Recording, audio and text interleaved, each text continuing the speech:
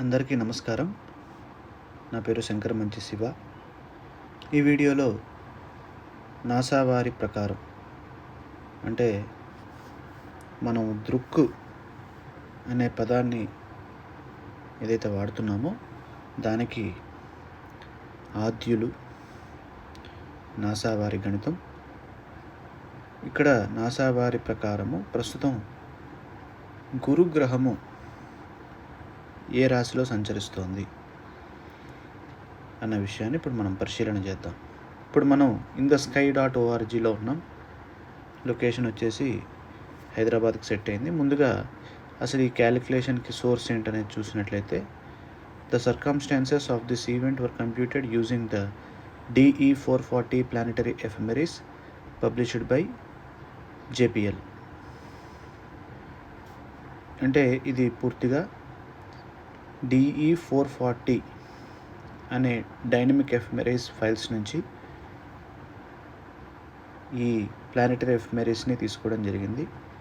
వీటిని బిల్డ్ చేసేది అదే పబ్లిష్ చేసేది నాసా JPL. కాబట్టి ఇది నాసా వారి యొక్క గణితం. ఇక్కడ మనం చూసినట్లయితే ఇప్పుడు జూపిటర్ దగ్గరికి వెళ్దాం. జూపిటర్ ఈ ప్లానెట్ ఎక్కడున్నది? ఈరోజు 5 June 2026 from Hyderabad Jupiter will become visible at around 19 hours 2 minutes 34 degrees above your western horizon as dusk fades to darkness. అంటే సాయంత్రము 7 గంటల 2 నిమిషాలకి హైదరాబాద్ ప్రాంతంలో 34 డిగ్రీల ఎత్తులో అంటే పశ్చిమ దిక్కు ఆ డైరెక్షన్లో మనకి జూపిటర్ గురుగ్రహము సుస్పష్టంగా మనకి కనబడుతుంది. ఈ జూపిటర్ యొక్క కరెంట్ పొజిషన్ ఏమిటి, దాని రొటేషన్, డిక్లినేషను, మ్యాగ్నిట్యూడు, అలాగే కాన్స్టలేషను మొదలైన వివరాలన్నీ ఇక్కడ మనం చూడొచ్చు. ఈ కరెంట్ పొజిషన్ ఎక్కడ కంప్యూట్ చేశారు? 5th June 2026. రొటేషన్ వచ్చేసి 7 hours 45 minutes. డిక్లినేషన్ వచ్చేసి 21 degrees 38 minutes. కాన్స్టలేషన్ దగ్గర మనం చూడొచ్చు జెమినై కాన్స్టలేషన్. అంటే రాశిచక్రంలో ఇది మిథున రాశి. అంటే 5వ తారీఖు జూను 2026 గురుగ్రహం ఇంకా మిథున రాశిలోనే సంచారం చేస్తున్నారు. ఎవరి ప్రకారం? నాసా వారి ప్రకారము. అలాగే వాటి యొక్క ఆర్బిటాల్ ఎలిమెంట్స్ అన్నీ ఇవ్వడం జరిగింది. అసలు ఈ గణితం ఏ విధంగా ఉంటుంది అని అంటే ఫస్ట్ మనం గురుగ్రహం క్యాలిక్యులేట్ చేయాలంటే మోడర్న్ ఆస్ట్రానమీలో జూలియన్ డేట్ అనేది క్యాలిక్యులేట్ చేస్తాం. Julian day number. ఆ జూలియన్ డే వచ్చిన తర్వాత దాన్ని బేస్ చేసుకొని డెల్టా టీ కనుక్కుంటాం. డెల్టా టీ వచ్చిన తర్వాత ఆర్బిటాల్ ఎలిమెంట్స్ ఏవైతే ఉన్నాయో ఆ పాలినామియల్ ఈక్వేషన్స్లో మనం ఆ డెల్టా టీని సబ్స్టిట్యూట్ చేసి మనకి ఆ ఆర్బిటాల్ ఎలిమెంట్స్ అనేవి క్యాలిక్యులేట్ చేస్తాం మనం. ఆర్బిటాల్ ఎలిమెంట్స్లో ప్రధానంగా semi major axis, eccentricity, inclination, longitude of ascending node, argument of perihelion మొదలైనటువంటి ఆర్బిటాల్ ఎలిమెంట్స్ని క్యాలిక్యులేట్ చేసిన తర్వాత మనకి ఫస్ట్ వచ్చేది ఏంటంటే ఈక్వటోరియల్ కోఆర్డినేట్స్ అయినటువంటి రొటేషన్ అండ్ డిక్లినేషన్. ఆ గణితం చేయగా రొటేషన్ ఎంత వచ్చింది? 7 hours 45 minutes వచ్చింది. డిక్లినేషన్ వచ్చేసి 21 degrees 38 minutes.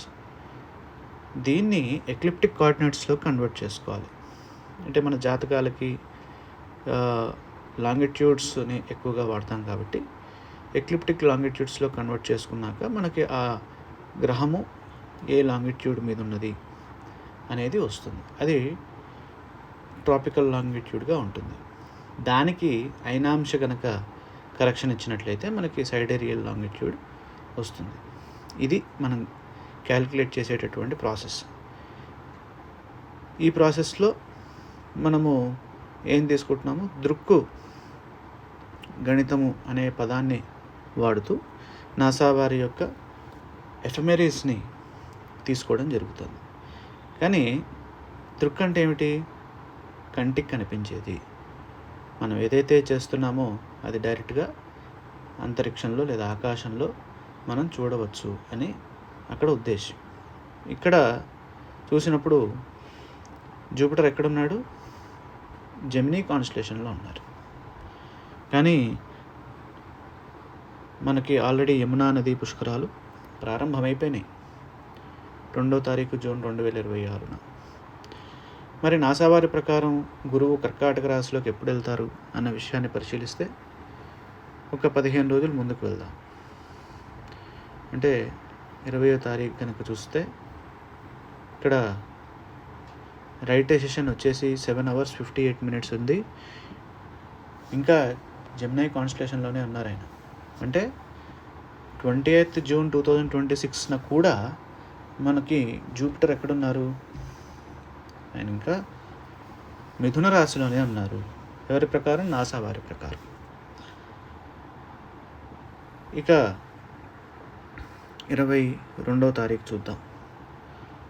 22 కూడా మనకి జెమినీలోనే ఆయన దర్శనమిస్తున్నారు, అంటే మిథునంలోనే ఉన్నారు. 23 చూద్దాం. 23 చూసినప్పుడు గురుగ్రహము కర్కాటక రాశిలోకి, క్యాన్సర్లోకి వచ్చింది. అంటే దీని ద్వారా మనకు అర్థమయ్యేది ఏమిటి అంటే, దృక్లో చేసినటువంటి పొజిషన్ అయినా, సూర్య సిద్ధాంతంలో చేసినటువంటి పొజిషన్ అయినా డైరెక్ట్గా ఆకాశంలో చూపించడం అంత సాధ్యపడదు. కారణం ఏంటంటే, మనకి మహర్షులు నిర్ణయించినటువంటి 13 degrees 20 నిమిషాలు చొప్పున ఒక నక్షత్రం ఉంటుంది అనేటటువంటి ఆ ప్యాటర్న్లో అక్కడ ఆకాశంలో అలా లేవు. అందువల్ల దృక్కులో ఏదైతే ఇస్తున్నామో దాన్ని మనం అంతరిక్షంలో లేదా ఆకాశంలో చూపించలేం. నాసా వారి ప్రకారం కర్కాటక రాశి ప్రవేశం ఎప్పుడవుతోంది గురువుది? 23వ తారీఖు జూన్ 2026. కానీ మనము 2వ తారీఖునే ఈ పుష్కరాన్ని ప్రారంభించేశాం. అంటే దీన్ని అర్థం చేసుకోవాల్సింది ఏంటంటే,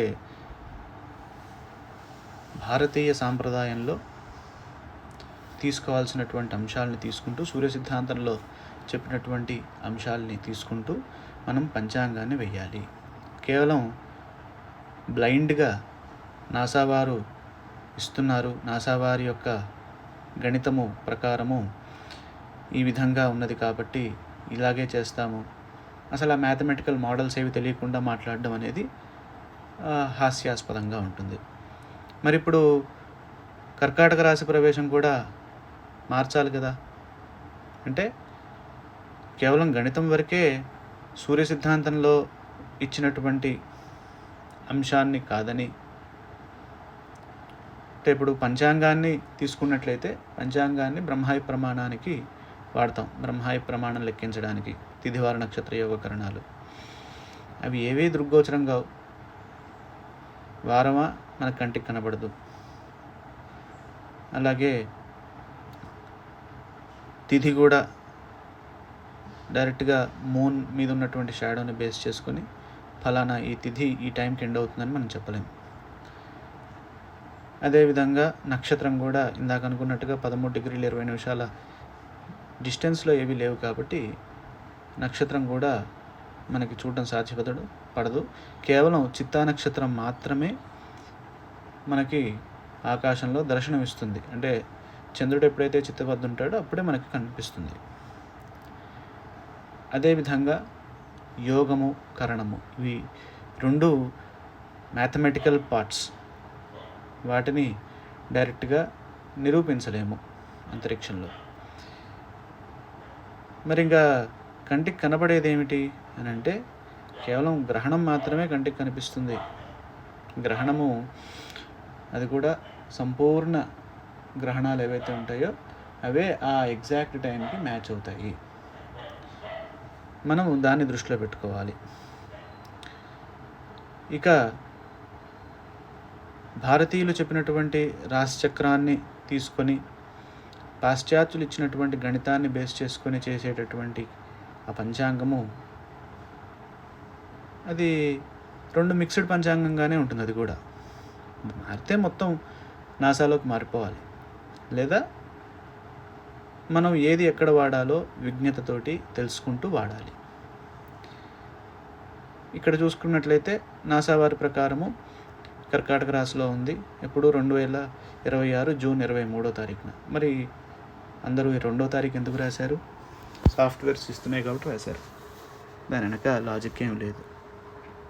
కాబట్టి దాన్ని ప్రతి ఒక్కరూ అర్థం చేసుకొని ముందుకు వెళ్ళాలని ఆశిస్తూ, జాతకాలకి కుజాది పంచగ్రహాలు వీటిని దృక్ సంస్కారం చేసి మనం వాడాలి. అంటే మోడర్న్ ఆస్ట్రానమీలో, ఎందుకంటే మనకి ఆ ఆర్బిటాల్ ఎలిమెంట్స్ అనేవి ఎప్పటికెప్పుడు 20 ఇయర్స్కి ఒకసారి మారుతూ ఉంటాయి కాబట్టి మనం దాన్ని ఆ విధంగా తీసుకోవాలి. మరి పంచాంగానికి అవసరమయ్యేటటువంటి సూర్యచంద్రుల యొక్క పొజిషన్స్ మాత్రం ఎందుకు సంస్కారం చేయకూడదు అని అంటే, అక్కడ యావరేజ్ మోషన్ తోటి తీసుకోవడం జరిగింది. మహాయుగంలో యావరేజ్గా ఎన్ని రెవల్యూషన్స్ చేస్తారని, ప్రతి గ్రహము ఇంత ఉన్నదని, అదేవిధంగా ఈ అహర్గణకి ప్రస్తుత కాలం ఇదని అని పంచాంగ రూపంలో వస్తుంది.